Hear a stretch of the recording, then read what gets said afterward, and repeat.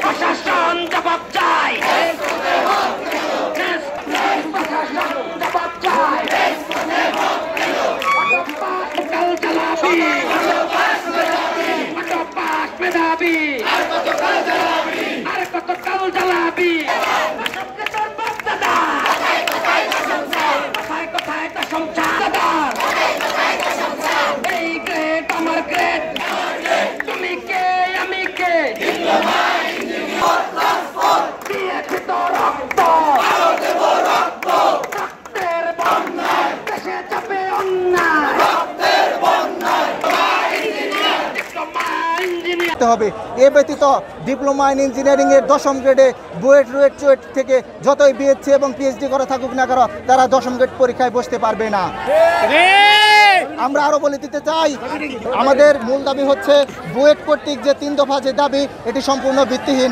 আমাদের 10ম গ্রেডের যে পরীক্ষাতে আমরা যে পরীক্ষায় বসি এবং পরীক্ষা দেই 10ম গ্রেড এটি শুধুমাত্র একটি ডিপ্লোমা ইন ইঞ্জিনিয়ারিং এর জন্য সংরক্ষিত একটি ডিগ্রি উপসহকারী প্রকৌশলীদের জন্য। এটি কোনো বিএসসিধারীদের জন্য কোনো আসন নয়। তাদের 9ম গ্রেড দেওয়া হয়েছে, তারা 9ম গ্রেড ছেড়ে কেন 10ম গ্রেডের দিকে তারা ধাবিত হবে? তারা কি কালকে বলবে যে তারা BSc in engineering degree complete করেছে এর জন্য তারা নার্সিংয়ে পরীক্ষা দিতে চায়? এটি যেমন অযৌক্তিক, ঠিক তেমনইভাবে বিএসসি ইঞ্জিনিয়ারিং কমপ্লিট করে উপসহকারী প্রকৌশলী পদে তারা আসতে চায় ডিপ্লোমা কমপ্লিট ব্যতীত, এটি অযৌক্তিক।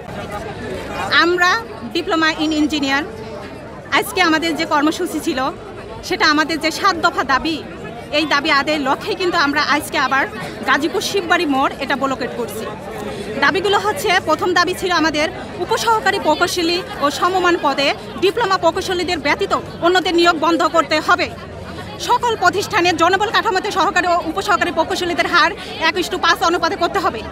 ডিপ্লোমা প্রকৌশলীদের অবদানে স্বীকৃত স্বরূপ শহীদ রাষ্ট্রপতি জিয়াউর রহমান কর্তৃক উপসহকারী প্রকৌশলী পদ থেকে সহকারী প্রকৌশলী পদে যে আমাদের 33% কোটা, 33% যে আমাদের পদোন্নতি ছিল এটা আমাদের নিশ্চিত করতেই হবে। পল্লী বিদ্যুৎ সহ যে বিভিন্ন প্রতিষ্ঠানে নিম্ন স্তরের পদের নিয়োগ বন্ধ করতে হবে আমাদের।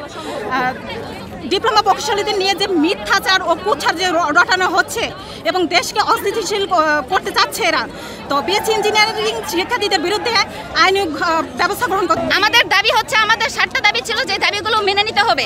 আমাদের এখানে মূল দাবি হচ্ছে আমাদের সরকারের 1978 সাল থেকে যে প্রজ্ঞাপন জারি করেছে যে একটা প্রকৌশলী একটা সহকারী প্রকৌশলী পিছনে 5টা উপসহকারী প্রকৌশলী থাকবে, কিন্তু এখন সেটা সম্পূর্ণরূপে হচ্ছে না, বরং 5:1 করা হয়েছে, যেটা সম্পূর্ণরূপে অন্যায় করা হচ্ছে আমাদের উপরে।